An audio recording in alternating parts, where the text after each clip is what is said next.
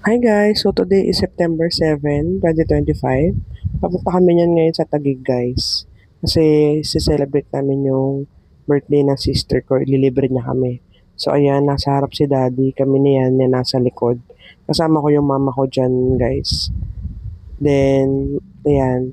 As you see, nakatulog si Yan. Power nap siya niyan papunta. Kasi before lunch to eh.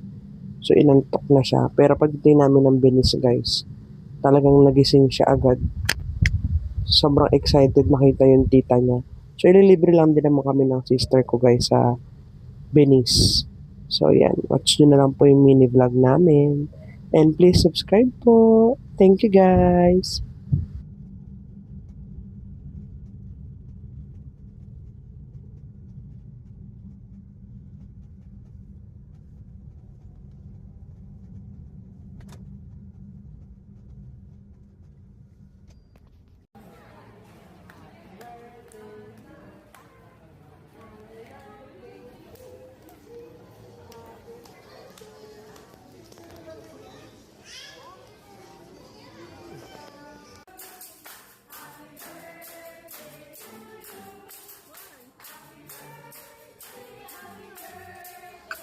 As you see guys, natatakot yung anak ko kasi maingay nga yung pagkanta. Medyo nagugulat siya dyan. Kaya, ayan, kaya sa makangiti yung tita niya sa video.